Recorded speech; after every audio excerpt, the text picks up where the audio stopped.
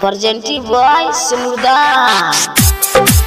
ये यहाँ बड़ी गई छी म्यूजिक बाय डीजे राज।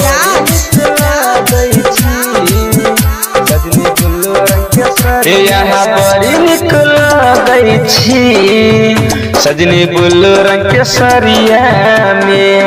यहाँ बड़ी निकल गई छी सजनी बुल्लू रंग के सरिया में। मन कहरे देखत रहती बैठ के पजरिया में। यहाँ बड़ी निकल गई छी सजनी बुल्लू रंग के सरिया में। यहाँ बड़ी निकल गई छी सजनी बुल्लू रंग के सरिया में।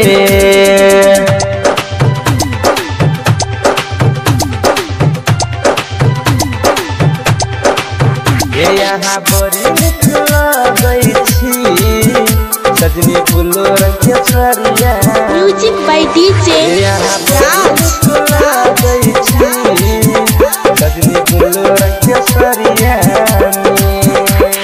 चम चम चम के यहाँ के रूपवा कान के दोनों बाली केहू पगलाई जाइत देख के बना देला घर वाली।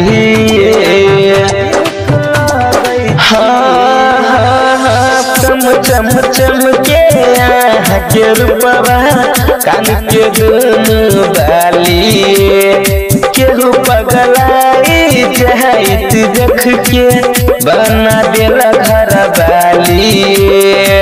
सबसे नीमन छिए तेवर के अंगना में सजनी बुल्लू रंग के सरिया में। यहाँ बड़ी निकल गई छी सजनी बुल्लू रंग के सरिया में। अखन अहाँ से सुन रहे छियै श्रवण रिकॉर्डिंग स्टूडियो जोड़ा से।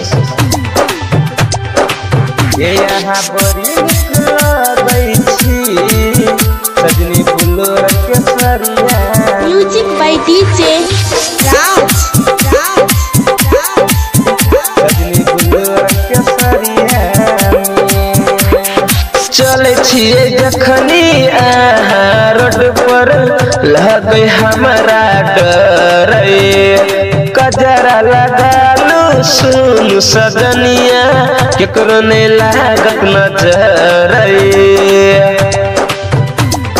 हो हाँ चले छिए जखनी रोड पर लगे फिर के डर कजरा लगालू सुन सजनिया केकरो ने लागत नजर। सरबन के